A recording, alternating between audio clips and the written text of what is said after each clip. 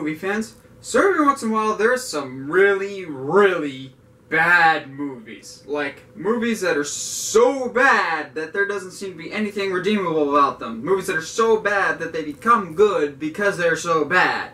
Talking The Happening, Wicker Man, etc. You know where I'm going with this. And often we like to tease and make fun of, but I've always had this belief that no matter how bad a movie is, there's always at least some redeemable qualities to that. So today I'm introducing a new segment called 5 Good Things, where I take some otherwise viewed as terrible movies, and they probably still are terrible movies, but every movie has at least 1 or 2 good elements, and so I try and pick out 5 good elements from any given bad movie.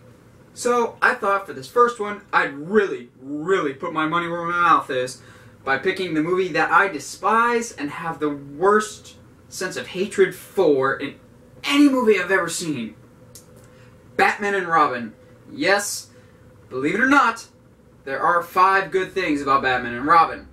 First of all, the soundtrack. Now, it's not to the level of Danny Elfman with the original 1989 Batman or Batman Returns, but it's still pretty good. The movie as a whole is very over-the-top, hokey, and utterly ridiculous, but when it came to the soundtrack and overall score for the film, it still sounded very much like a Batman movie, which seemed almost like a distant concept for the rest of the movie, but it seemed to flow in the world of, yeah, this is very well composed, it sounds like Batman, it sounds like I would have something on in the background when I'm playing either some other game or doing some other activity. It sounds like a good score, it sounds like Batman, sure enough. At number 4, I'm cheating a little bit, but not really if you follow the train of thought.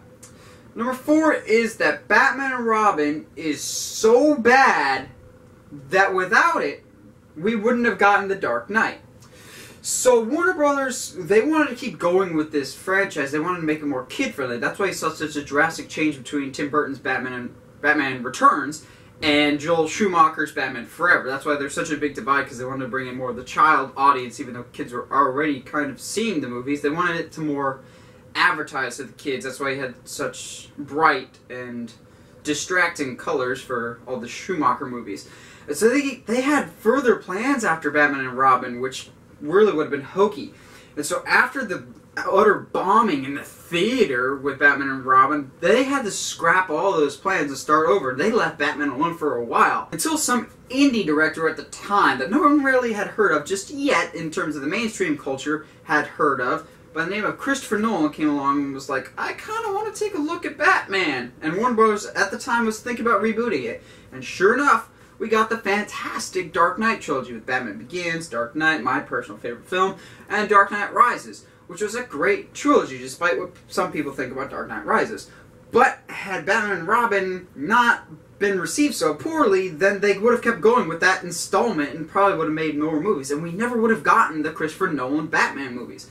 I know it's a celebration of the negative in that, but I guess it is a positive that came out of Batman and Robin, so it counts in my top 5 here. At number 3, we have George Clooney being cast as Bruce Wayne. Now, hear me out before you start trying to destroy me in the comment section. I'm not here to advocate that he's a good Batman.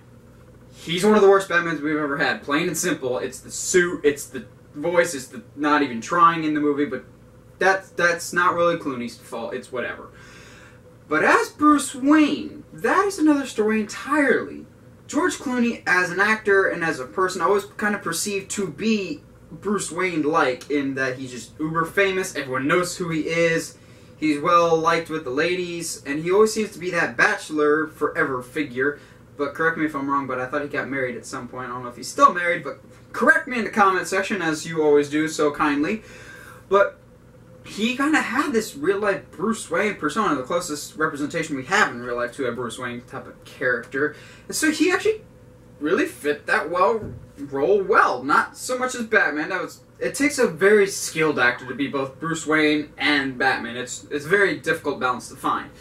But he was a pretty solid Bruce Wayne. Not a great Batman, but a solid Bruce Wayne in a movie that, frankly, there was not too much to celebrate on the Batman end, but there wasn't too much to complain about on a Bruce Wayne end, but we'll get to that in a little bit. At number 2, we have Mr. Freeze's subplot, or could we call it a Sub-Zero plot, for fans of the animated series, or just bad puns. That was cool. Okay, I almost made a Mr. Freeze joke myself. See what this movie does to me, people. But as a whole, how do I put this kindly? Arnold Schwarzenegger was awful as Mr. Freeze. I like him as an actor. I really do. He's a good action star. But he was pretty bad as Mr. Freeze. Those jokes, the costume, everything. But the whole Norfreeze situation, making him more of a sympathetic villain, was a very smart move. Now, it was also, at the time, if you think about it, a relatively new move to go with.